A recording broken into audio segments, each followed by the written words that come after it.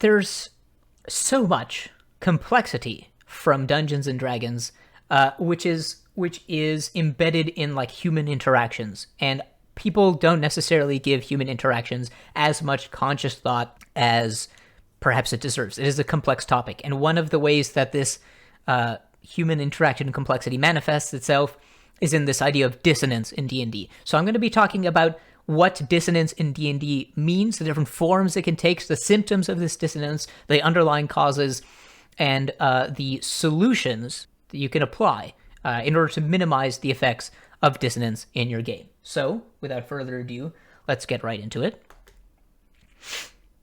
I will be posting these slides, like not the actual slides, but like the slide backgrounds on my Twitter. If you like them, you can have them. They're yours, okay? And of course, if you've missed this afterwards, or if you want to watch it again afterwards, you can watch it on Twitch, but it'll only be up for a certain amount of time, and I'll be putting it up on YouTube afterwards. So if you're watching this on YouTube, I love you. What are the different kinds of dissonance in D&D? I will be talking about 3 kinds of dissonance. I will be talking about tonal dissonance. I will be talking about player versus character dissonance, and a similar but slightly different version, which is the DM versus character dissonance. Okay? Starting off with tonal dissonance, what is it? Well, tonal dissonance is essentially when one person's expectations of what the fantasy world looks and feels like does not align with what they're experiencing. Okay, so for example, the DM wants to run a heroic fantasy adventure, and to them that means good guys fighting evil monsters. But one of the players wants to burn down a tavern because the owner looked at them the wrong way, and that doesn't fit the DM's description, their intuition of what heroic fantasy looks like. And so there might be some conflict at the table. What some of the symptoms might look like, in addition to what I've described, is a DM saying, oh, my players don't take things seriously. Or players saying there is too much or not enough combat. Or players saying this is too hard. Okay? These come from different understandings of what the fantasy should look like. Okay? So that's indeed the underlying cause, and this is quite common, I think. This is quite common from what I've seen on Twitter. So the underlying cause is a different understanding of fantasy. As I said, the DM expects you to be good people doing good things and fighting bad guys, but the player is like, no, I want to punch this guy in the jaw because I'm a rogue. Ha ha ha ha.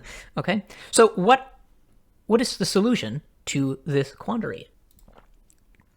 Well, it's just to talk about what kind of fantasy you want to play and what that looks like, and to make sure that the people playing in your adventure want the same thing. This underlines the importance of the Session Zero. It's made its rounds on Twitter, but fundamentally the purpose of Session Zero is to make sure that you're setting up your campaign for success, that your players are comfortable with the campaign, with what's dealt in the campaign, that it is a campaign that suits their needs, their desires, and it suits the DM's desires and needs as well. And giving examples in popular media, for example, like I'd like something that looks like The Witcher 3, or I like something that looks kind of like Game of Thrones. This helps your players understand what you want to run, and then have them do the same thing to make sure you understand what they want. All right? It's never enough for you to just describe what you want, and then players will be like, yeah, I'm fine with that. Make sure to ask your players what they want as well, because you might discover that it's actually slightly different. So, the next form of dissonance is player versus character dissonance, okay? And so that is when the difference between you as a player and the difference between you as a character is an impediment to faithfully playing your character. So, for example, we have this great tweet from Justice Arman. If you're interested in D&D content, you should definitely go and follow him on Twitter. But essentially, an example is, let's say an awkward person plays a bard. The bard is supposed to be charismatic and persuasive, and this person is awkward and doesn't know how to. Or another example is me playing a character who knows how to talk to girls, okay? So what are some symptoms? Imagine this awkward character playing the bard is supposed to have an important meeting with the king to convince the king to help the party do something. And they admire their spherical marble statues and they say, "Oh, hey, Mr. King, yeah, nice balls you got there," you know, and perhaps a better metric, but are in opportunities missed. So, for example, you have an 8 intelligence IRL, but you play a wizard, or you know absolutely nothing about nature, but you play a druid, and the DM has a pile of cow dung in the adventure that's critical to advancing the story, and you're like, "Oh, it's poop," and then you don't think about it twice because you're not a druid. You miss the opportunity to gain that information that your character might want to pursue because they are all about the horse poop. They are all about the cow poop. They're all about the dog poop or deer poop or any other kind of poop, but you yourself are not. Okay? So what are the underlying causes here? Well, in the case of the bard, perhaps you feel pressured to voice your character and speak in the voice of your character because everyone else is actively role-playing it. You watch a bunch of Critical Role, you watch Dimension 20, and you're like, "Oh my god, I have to do a voice for my character." You don't have to do a voice for your character, but that's in the solutions. Another underlying cause is, guess what? You're probably different from your character. Your perspective is different. So, makes sense that you wouldn't be able to do the same things that your character does. So what is the solution? Take a descriptive approach to role-playing. Instead of trying to voice what you're saying to the king because you're not actually that persuasive, if you know it, own it. Say something to your DM like, "I'd like to approach the king and greet the king and say all kinds of nice things, and then ask the king to help us defeat the dragon." And instead of your DM saying, "Oh, well, how would you like to convince the king?" And then now you have to say something. Maybe you could say something like, "Oh, I would like to convince him of the importance of keeping the dragon away from the kingdom boundary for the safety of the people." Or if you're really stuck for ideas, then just say, "I don't know." And in that scenario, the DM will ask you to roll. And if you are creative in your role playing, then, that's a cause for giving advantage. For example, that's one way to deal with that situation. But you shouldn't penalize people for not being able to do justice to their character IRL, okay? You can also talk to your DM about giving you hints, for example, in the latter half. So let's say you're a druid, and you could say, "Hey, DM, could you maybe try and suggest things?" So like the DM, for example, would say, "Oh, by the way, person druid, you notice that there's something off about the poop," even if you don't tell them exactly what it is. So you draw their attention to it, and the person says, "Well, I'd like to investigate the poop." Then they roll for it, and if they roll well, then you give them the information. And if they don't roll well, then they know something's up, but they don't exactly know what it is. And of course, as always, I always recommend this, ask your DM questions about what is possible. "Hey, can I learn anything about whether or not there's poison in the earth by looking at the leaves or something?" And the DM can be like, "Give me a nature check or give me a survival check," or whatever. You just ask your DM questions about what's possible, and then the two of you can work together to make sure that you're able to get full value out of your character, even if your strengths and your character strengths don't align. Okay? And the third one is DM versus character dissonance, okay?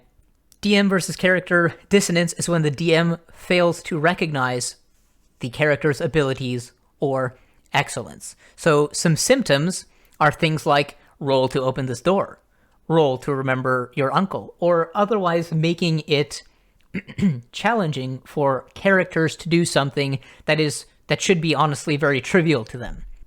So what are the causes? Well, the DM forgets the premise of D&D characters. The premise of a D&D character is somebody who has a set of skills that they are very proficient in. They have a certain set of abilities. They are awesome. They are powerful. Or maybe in the case of, other fantasies, they're not necessarily awesome and powerful, but they have a certain set of skills that they're good at. Like D&D characters have something that they are good at, and they should be good at that.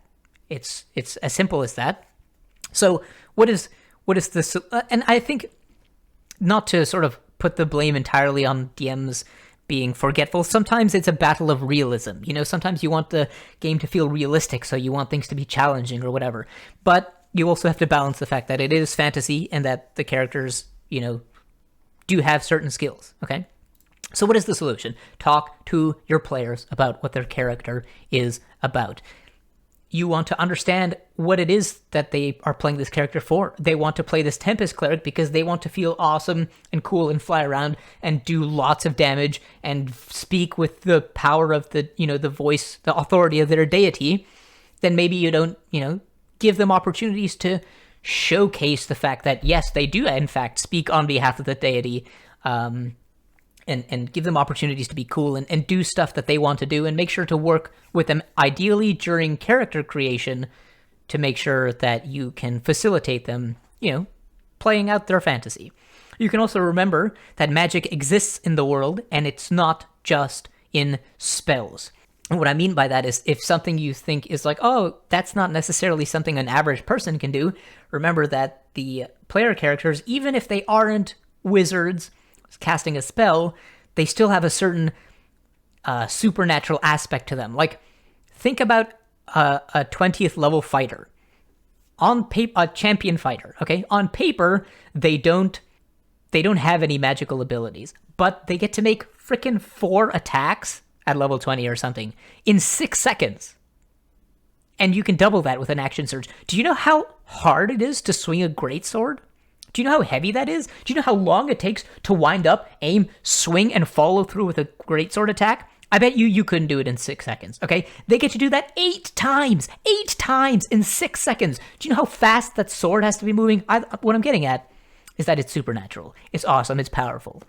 Okay? If you want to add your own restrictions, because you're like, oh, magic, whatever, blah, blah, blah, on your own settings, make sure you talk about the unique aspects of your setting, how it differs from rules as written, ideally before character creation, so the players know what it is that you're changing, so they know what to expect. And if you make some decisions on the fly, be consistent about it, talk to your players, get their reactions, make sure that everyone here is happy. So in summary, I'll talk about just the good practices of dungeon mastering and playing to avoid these kinds of dissonance. To avoid tonal dissonance, make sure to talk to your players and your DM about what your fantasy looks like, and make sure that you guys all want the same kinds of things, and agree on it ideally in session 0. To avoid player versus character dissonance, ask your DM questions, ask them about getting hints, and if you need to, you can rely on a descriptive approach to role-playing. There is absolutely nothing wrong with a descriptive approach to role-playing. I think in many ways it's better in certain scenarios, and so that will really help you out, especially if you are awkward and you're playing a bard, for example. Okay? And finally, for DM versus character dissonance, talk to your players about their characters, what they want to do with it, and make sure that it lines up with certain, class features or whatever, and be flexible about the flavor. And be sure to lay out your house rules in advance, be consistent about them, and how you apply them to PCs and to NPCs alike. Okay? Well, thank you guys so much for watching. I hope you had a good time. If you have any questions or comments, leave a comment below, and you can also reach out to me on Twitter or Twitch on Tuesdays. So say that 20 times quickly. Peace!